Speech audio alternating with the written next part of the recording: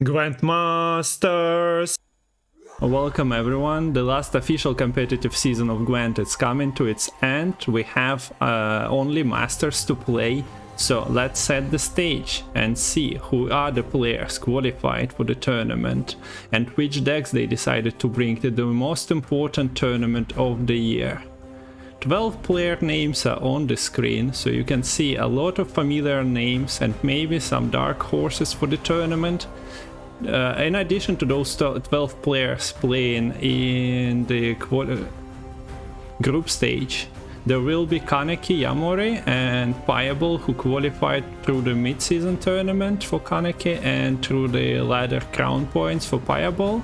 So those are already at the final stage, but there are 3 groups where people will be competing this weekend, so don't miss out. And now, the most important part, the decks and the leader choices of the players. Before we moved on to the factions and decks, leave me a comment telling what factions do you expect to be least and most represented. And while you're at it, leave a subscription to the channel as well, because that matters, and we are moving together into the Gwentfinity. The content won't stop after the end of 2023. And now, the most peaked faction, the most represented one. Scoiatael. We have 5 leaders out of 7 represented here.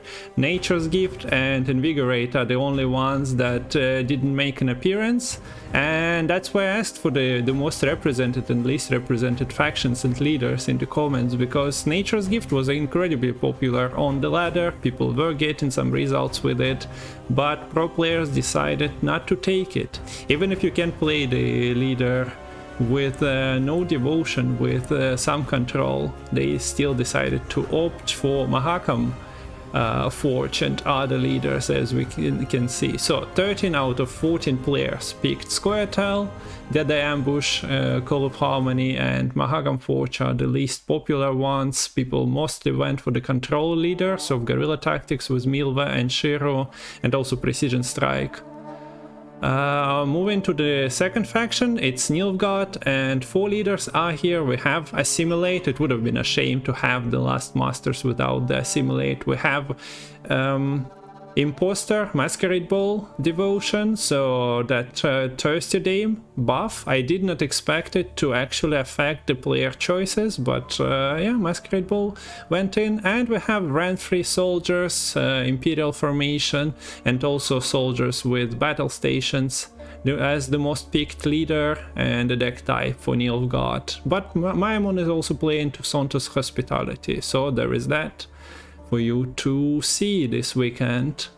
Then we have 3 factions with 3 leader choices, so less than half of the leaders are represented, but let's be honest, Passiflora wasn't buffed enough by the Balance Council for the Hidden Cache to be played. We don't have enough power behind Congregate.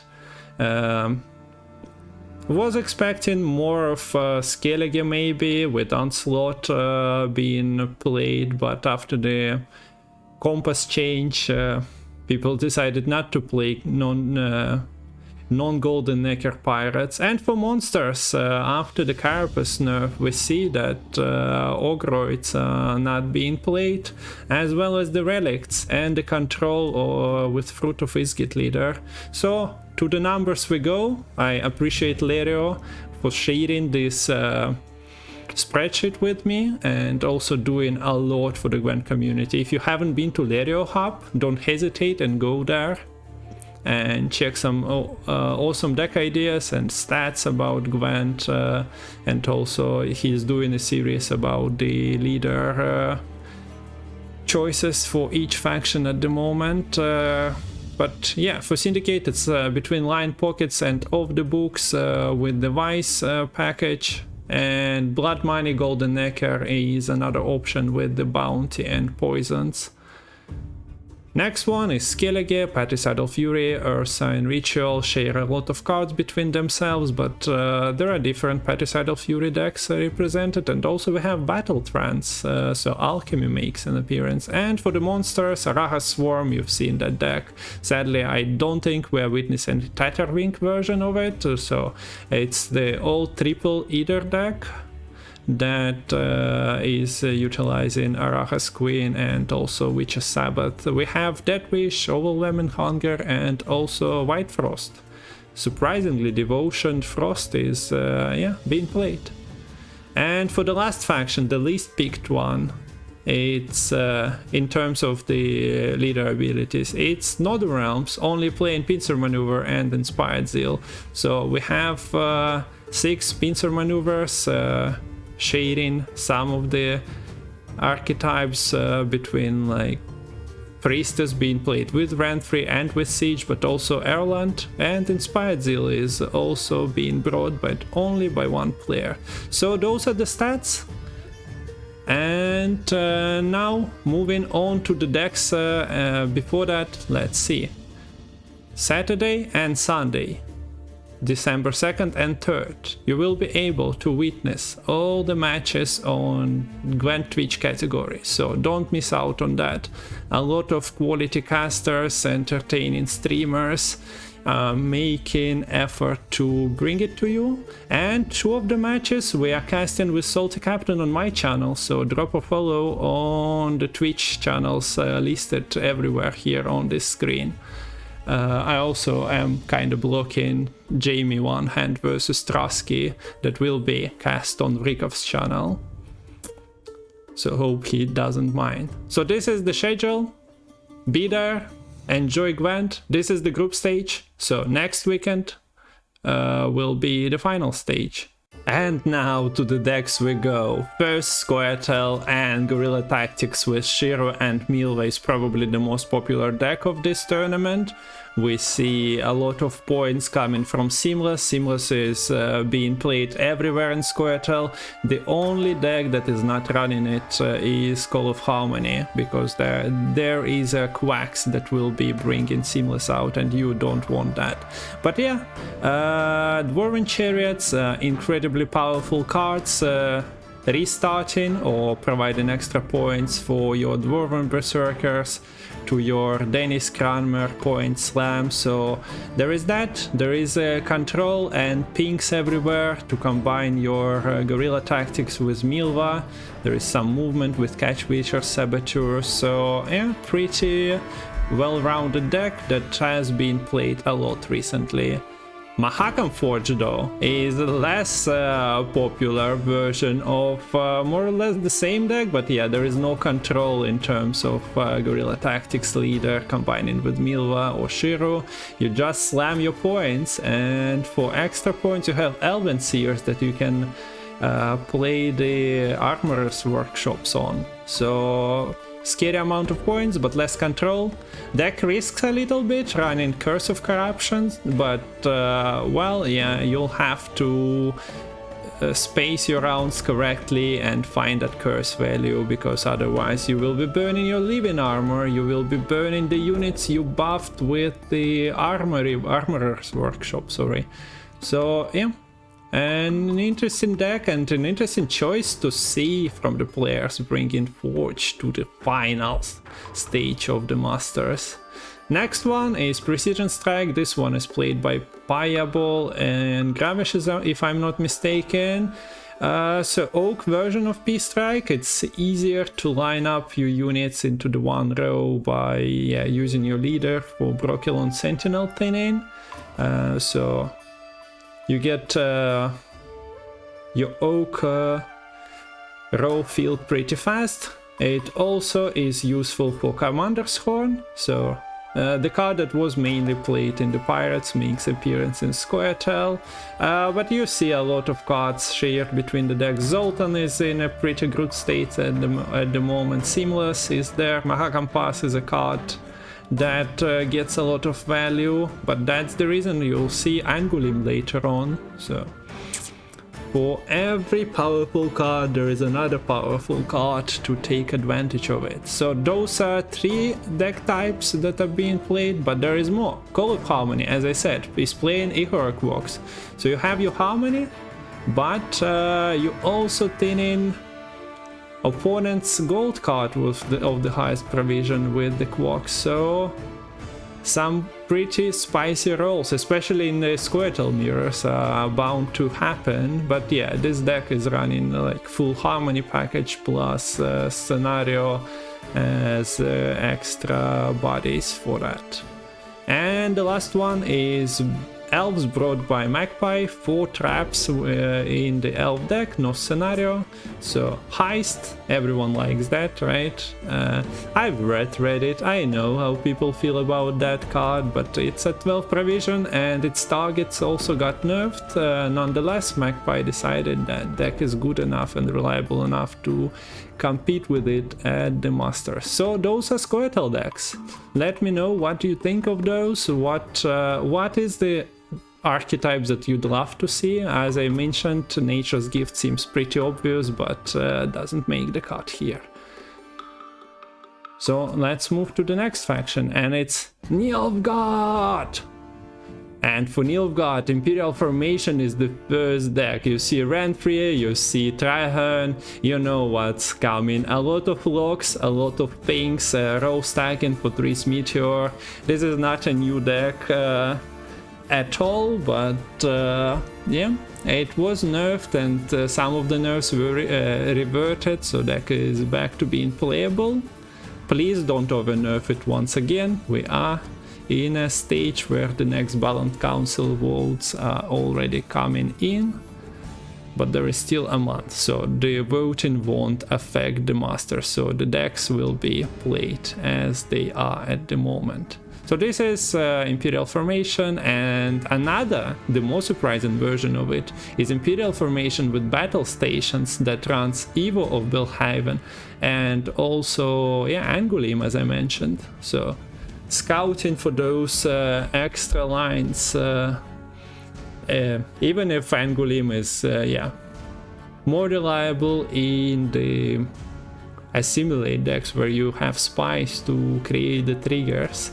But yeah, an interesting choice. A lot of cards is being played through, multiple cards per turn will be played through Slave Drivers into Nausicaas, Magna Divisions into Tactic cards, so that Evo of Belhaven might be like 15 to 20 point finisher. So this is something unexpected for me at the very least in the official tournament. Moving on, we have Imposter, so that Thursday day nerf revert actually paid off. We see status Nilfgaard on the tournament. I'm happy about that. We can revert the change now and maybe buff aristocrats in another way, but yeah, Imposter Devotion is being played by 2 players out of 14. Pretty damn good result considering there are other options. Next one is the Toussaint's Hospitality that Myamon decided to play, Golden Necker, which tries to play Golden Necker twice. We also see Petri's Filter here, so Master of Puppets should be moving back and forth between 2 players. Anything else? As I mentioned, Assimilate is a staple of Nilfgaard, and it would be a damn shame if nobody brought it. We won't have the pinnacle of Nilfgaard gameplay in the Nilfgaard Assimilate mirror, but at least some entertainment will be coming from that faction in Enslaved 6, from the Enslaved 6 list. Next on the menu, Syndicate. And for Syndicate, as I said, we have 3 leaders. Line pockets with the Wise, so Acherontia and Ixora. Hidden behind the Defender is the desirable outcome for this deck. We see that Devotion is being abandoned for the Heat Wave and Royal Decree. So you don't see a bank in this one. And yeah, Novigrad is a pretty powerful card as well as the Madame Marquise Serenity that was nerfed but still sees play, and yeah, it's a card that you want access for in round 1, so Royal Decree over the bank might be one of the reasons. Marquise might be one of the reasons. Another version of the same deck is off the book, so yeah, not too much variety here, but yeah, links will be in the video descriptions. Check those out. There are some differences between players who brought the same list. There are bronzes that differ. There is Flying Redanian, and I think there is an older books without Flying Redanian, so there are details. You can find them. I won't be putting every deck. That would be too long of a video in my opinion. But yeah, Sesame's Wise deck is the main course, but there is a side dish of Blood Money being brought by multiple players, I think 3. So you have your Golden Necker, you have your Poisons, you have your Bounties, represented by Caleb and Morale. Variance between the decks is the amount of Purifying, amount of Bounty, and yeah. We see Matahuri in this version, so Golden Necker, Don't Panic, is 10 provisions, but it still works because it ignores its own condition, as does Sirinova. So Matahuri in this case brings Golden Necker guaranteed. I think in the TLG version of this deck they are playing Fisher King to guarantee the top deck of the Golden Necker instead. Moving on, Skellige. 3 leaders, Patricidal Fury. So, Kungfu, where are the Sigvald and Knut, you ask? 2 different types of P-Fury is being brought here. One with the Beast and Corrupted Flaminica finisher. Now you can play it twice if you have your Fukusha and Flaminica is in the graveyard. So the idea of this deck is to put as many beasts into graveyard, and the second Patricidal Fury, that deck that was heavily nerfed, is still being brought by one of the players. You see everyone's favorite Knut and Sigvald, as well as the card roll allocation Sove and Svolblad. So not much change in this one, I'm pretty sure it's just a reshuffle of 5p cards and the omittance of Olgierd the Immortal from the deck. The last one, I think this is Magpies, but don't quote me on this, is the Odkill, who is leading the army of druids into the battle fueled by the different alchemical components and substances. So Crow Mother got a buff. We see that there are plenty of artifacts in this one, and you just expect to slam a lot of points with Portal, Ale of the Ancestors, and yeah, your passive from leader ability that is healing your Odkill as well. Freya's Blessings, Odkill. We've seen some Javier Clemences being added, so that's mighty important. Keep an eye on that card. More Skellige is, well, Ursine Ritual. I put 3 of them. I mentioned that I won't be showing you differences, but for Ursine Ritual I decided to do so. Some of the decks look exactly like the Patricidal Fury from before, just plain without Solve, but Draco Turtle is everywhere. We see Portal being played in 2 of those. So that's a card I did not expect to feature in the Gwent Masters Season 5. So let me know what you think. One of the decks plays 2 Dwimviandres, other plays 1, and the third plays none of those cards. Yeah, interesting. For monsters, Arachne once again 3 versions of the same deck. Arachne Swarm was a pretty stable deck that played, well, established set of cards that we see on the left, but moving to the middle deck we see the acid speed being added to the list. People tried it, I don't think many people liked it, so it was cut, but here it is back again. Plus we see that Sanvanter decided to play Andraga Queen as a funny addition to that, to well, create more drones.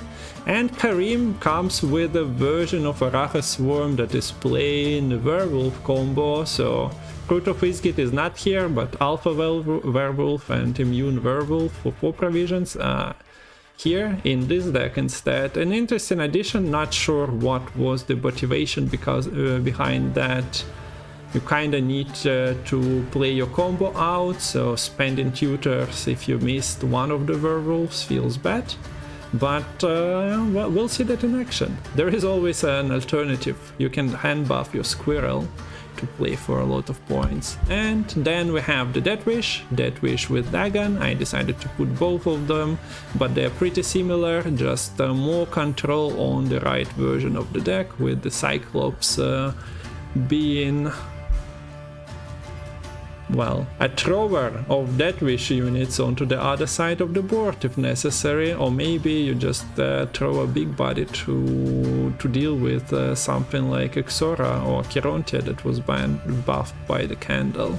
But other than that, decks are pretty similar. Well, there is a difference of Peller versus Nagelfall Taskmaster. If you have any reasons for the inclusion of Nagelfall Taskmaster, let me know. And White Frost, Devotion, 2 versions of the list, one with neutral, second with the toad, and the bronzes were shuffled a little bit, but yeah. White Frost is competing on Gwent Masters. Incredible. People didn't just decide to go for the same deck. I wouldn't be surprised if 14 people brought Arachas Swarm instead. And the last faction, NR. 2 leaders pick doesn't mean that only 2 decks are getting played, but first let's look, and this is the Erland deck from the past. We see Iris, Iris's companion on the left, but surprisingly there is only Iris on the right, so deck was hit by the provision nerf. You cannot really, if you don't want to omit Margarita and Iris from your deck, and Iris is a lot of points, but you still want to play enough 10p cards, well, there you go.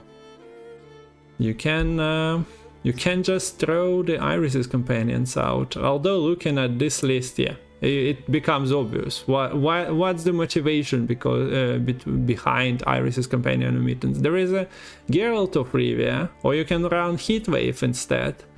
But provisions are thin. Look at the amount of 4p cards in the right deck. So yeah, you just play a little less reliable version of it, since your leader is not accessing the neutrals from your deck.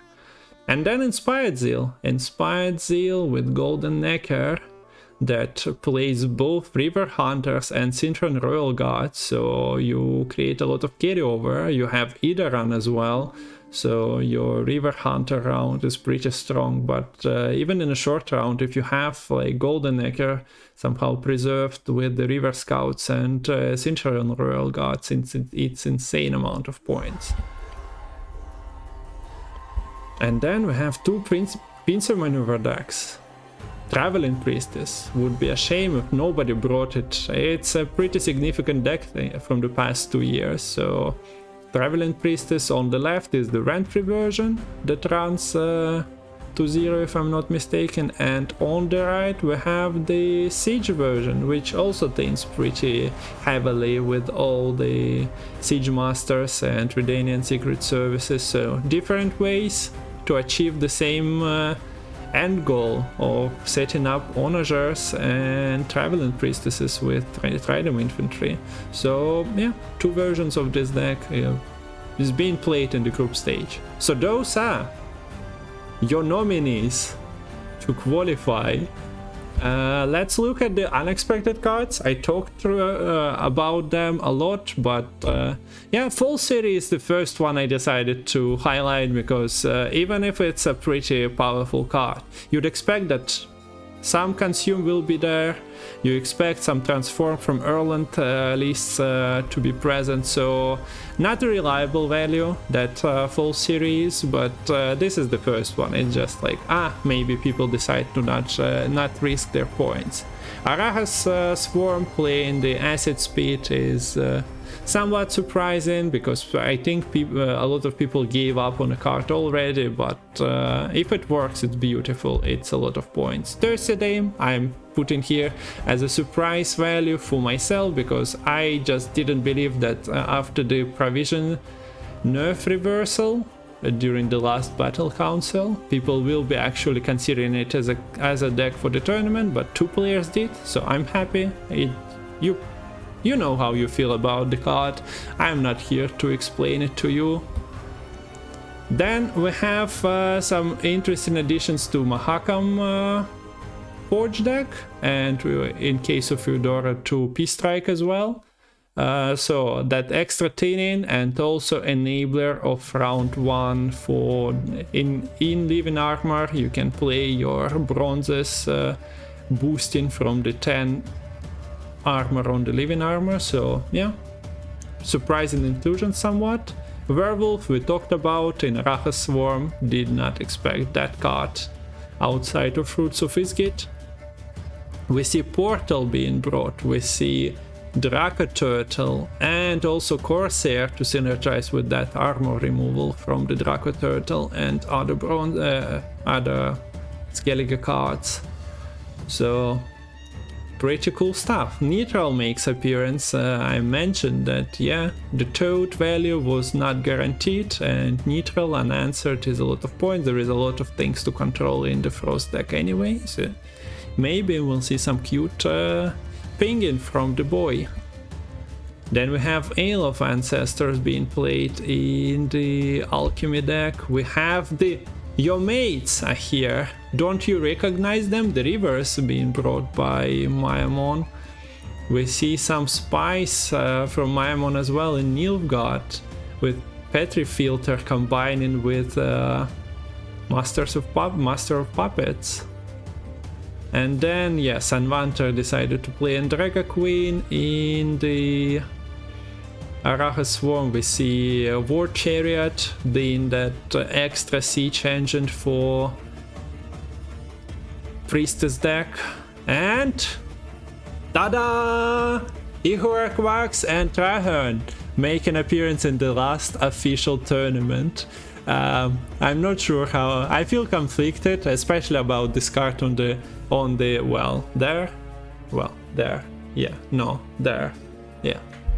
pointing when your camera is on the other side of the monitor is weird. So Trahern, yikes. But well, this is Gwent like we knew it, so no reason to avoid the cards that we've seen played a lot. So save the date, group stage, December 2nd and 3rd. On 3rd of December I'm also welcoming you on my Twitch channel. We'll be streaming on YouTube as well. And playoff stage is on December 9th and 10th. We're gonna get our Gwent Master Champion, the last one. But don't forget that community doesn't die in one day, and we're planning some grand tournaments for 2024. But about that we already talked, and you can just join Discord, follow the channel, and I'll keep you updated. So thanks for watching, enjoy the tournament, and let me know in the comments what is the most unexpected deck or unexpected card you've seen here, and who do you think will win it. All the links will be in the video descriptions and in the comments, so if you are interested in some particular deck, you can find it there. So thanks for watching, love you all, всем спасибо, что смотрели, извините, что только на английском, но иначе получилось бы двухчасовое видео. Пока-пока. Bye bye.